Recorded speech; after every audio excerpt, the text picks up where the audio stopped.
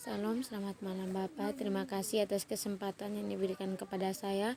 Pada malam hari ini saya akan mereview makalah buku ke-6, Teori Sosiologi Klasik tentang Teori Sosial Klasik dan Masyarakat Modern oleh Edward Royson. Nama Indriani Mage, NIM 2003 030088, kelas C semester 2 jurusan Sosiologi, Universitas Nusa Cendana Kupang 2021. Kata pengantar, puji syukur kehadirat Allah yang telah memberikan rahmat serta hidayahnya sehingga saya dapat menyelesaikan tugas dan makalah yang berjudul Teori Sosiologi Klasik dan Masyarakat Modern ini tepat pada waktunya. Adapun tujuan dari penulisan makalah ini adalah untuk memenuhi tugas dari Bapak dosen pada mata kuliah Teori Sosiologi Klasik. Selain itu, makalah ini juga bertujuan untuk menambah wawasan bagi para pembaca dan juga bagi saya sendiri. Yang pertama, sosiologi klasik dan transformasi besar. Sosiologi berasal dari apa yang dilakukan sejarawan ekonomi Karl Polanyi yang disebut transformasi berat, terletak di Eropa Barat selama abad ke-18 dan ke-19 dalam waktu dan efek yang bervariasi dari satu negara ke negara lain. Transformasi ini memuncak pada kematian dunia pra-modern dan kebangkitan dunia modern. Meskipun minat utama Polanyi adalah perluas ekonomi pasar, periode sejarah Eropa yang dia tulis dibentuk oleh 3 revolusi yang mendalam atau sebuah revolusi intelektual dan budaya, pencerahan, sebuah sosial dan politik revolusi, dan revolusi Prancis pada tahun 1789 dan revolusi ekonomi yaitu kebangkitan kapitalisme dan proses industrialisasi selanjutnya. Isu-isu diangkat oleh munculnya modernisasi tidak kalah relevannya saat ini dibandingkan di era sosiologi klasik, budaya, politik, dan ekonomi. Revolusi yang melahirkan masyarakat modern sebenarnya masih terus berlangsung dan sangat diperebutkan. Di bidang budaya misalnya, kita berlawanan terus-menerus secara proses tersebut. Sekularisasi dan konflik abadi antara sains dan agama, defense politik dalam perjuangan hidup dan mati di sekitar dunia termasuk negara maju untuk hak asasi manusia, kebebasan individu dan institusi demokrasi, dan bidang ekonomi dan ekspektasi kapitalisme di seluruh dunia yang nasibnya sangat tidak mengingat ancaman pemanasan global serta menipisnya campakan minyak dan keadaan ekonomi dunia yang genting. Yang berikut Marx, Durkheim, dan Weber yaitu kritikus modernisasi.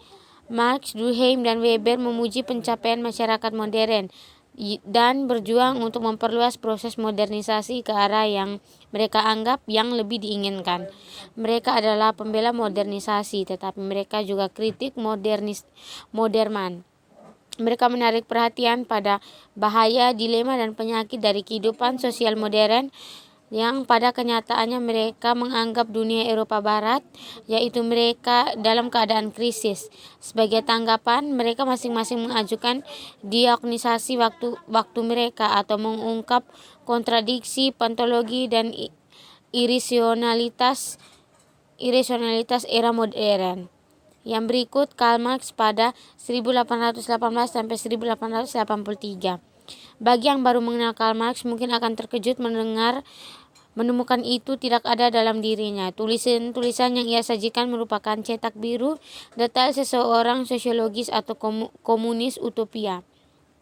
Tidak ada teori sosiologis dalam karya Karl Marx jika yang dimaksudkan adalah divisi yang didefinisi dengan baik tentang dunia dan kapitalis.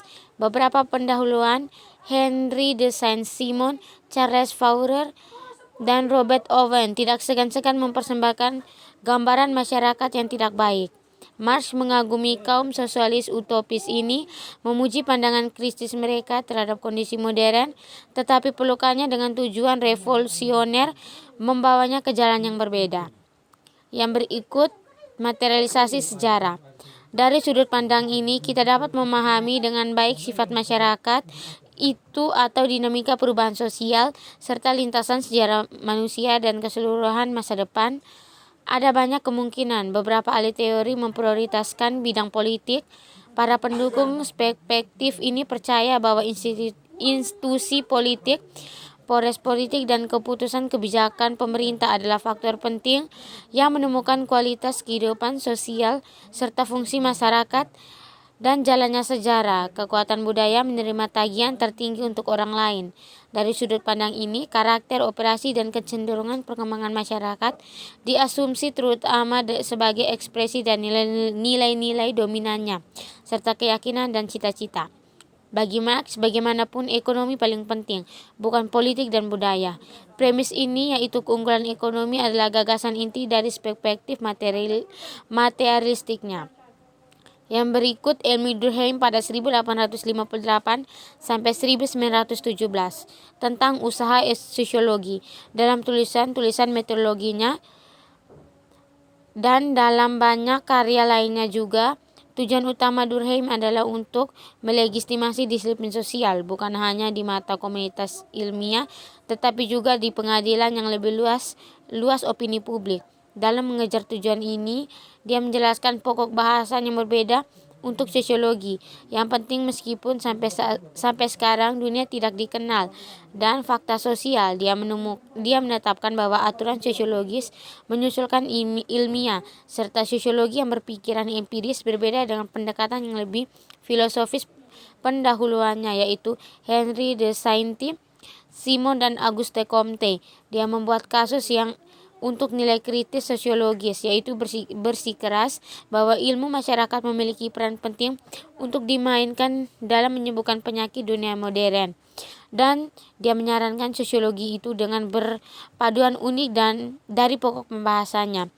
Metode empiris dan relevansi praktis tidak hanya berbeda dan disiplin akademis lain, tetapi banyak hal yang lebih unggul dari ini, terutama dalam kemampuan untuk memahami kondisi modern dan mempromosikan penyebab restorasi nasional. Yang berikut domain sosiologi.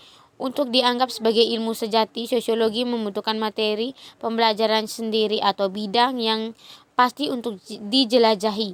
Bagi Durkheim, objek khusus sosiologi untuk mempelajari membedakan dari biologi, psikologi, filsafat, dan lain-lain. Ilmu adalah bidang fakta sosial. Ranah ini mencakup beragam realitas sosial, dari keberagaman agama, kode hukum, dan aturan norma, hingga praktik pedagomis gaya arsitektur. Yang berikut asal-usul divisi tenaga kerja. Untuk menjelaskan tradisi dari masyarakat pra-modern ke masyarakat modern, Durkheim mengajukan teori evolusi sosial yang dibangun di atas premis bahwa proses demonisasi pada dasarnya adalah proses diferensiasi. Teori ini dimaksudkan untuk mengungkapkan penyebab yang mendasar serta pembagian kerja. Berikut buku aturan metodologisnya, yaitu penjelasan Durkheim untuk pembangunan ini yang dianggap sebagai ciri khas masyarakat modern secara tegas sosiologis. Secara tegas sosiologi menolak semua penjelasan individualistis dan psikologis, yaitu menolak secara khusus gagasan bahwa pembagian kerja muncul sebagai tanggapan atas keinginan individu untuk meningkatkan produktivitas dengan demikian dan dapat meningkatkan kebahagiaan dan kesejahteraan manusia. Yang berikut Max Weber pada 1864 sampai 1920. Seperti Marx dan Durkheim, Weber adalah ahli modernisasi. Kami menemukan di dalamnya tulisan-tulisan analisis tentang asal-usul dan sifat dunia modern barat, menyelidiki diagnosis, dilema, dan pantologi kehidupan modern, dan sebuah pemeriksaan kesulitan individu di era industri. Juga seperti Marx dan Durkheim, tujuan Weber bukan hanya untuk memahami kondisi modern, tetapi untuk mempertimbangkan bagaimana kita memungkinkan dan menanggapi juga sebagai intelektual publik yang terlihat secara politik yang berdiri di ambang pintu antara politik dan sains sepanjang hidupnya. Wolfgang Momens mengamati dan dia berusaha untuk melayani keduanya pada saat yang sama. Weber juga ingin mengubah dunia bagi Marx. Seperti yang telah dilihat, transisi dari tradisional ke modern masyarakat terutama terdiri dari transformasi struktur dan kelas ekonomi. Yang berikut keadaan sains di daerah modern.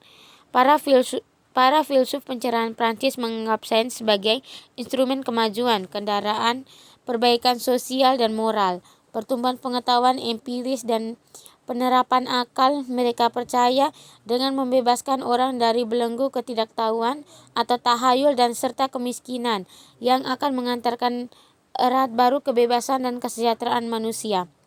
Weber menolak ini, yaitu optimis yang naif. Dia juga mengkritik pandangan konvensional Jerman tentang intelektual akademis sebagai pimpinan spiritual, yaitu penjaga budaya dan zaman modern orang bijak. Menentang citra luhur ulama yang dipegang oleh banyak ulama rekan, Weber menetapkan praktik sains yang di duniawi pekerjaan. Sains menurutnya adalah panggilan, yaitu proses seperti tugas dan tanggung jawab sendiri yang biasanya memberikan rahmat, penglihatan nabi yang memberikan ilmu, nilai sakral dan wahyu. Meski dia adalah salah satu pembela sains yang paling bersemangat, Weber selalu mengempiskan satu balon atau lainnya yang ditentukan dan menurunkan harapan tentang apa yang telah dicapai, serta pemahaman yang lebih tentang konsepsi Weber, tentang apa bagaimana panggilan, serta pemilihan sendiri. Dalam hal ini saya dapat mendiskusikan tentang pandangan tentang keadaan, karakteristik, dan makna ilmu di dunia modern yang dirasionalkan. Demikian review buku dari saya, sekian dan terima kasih.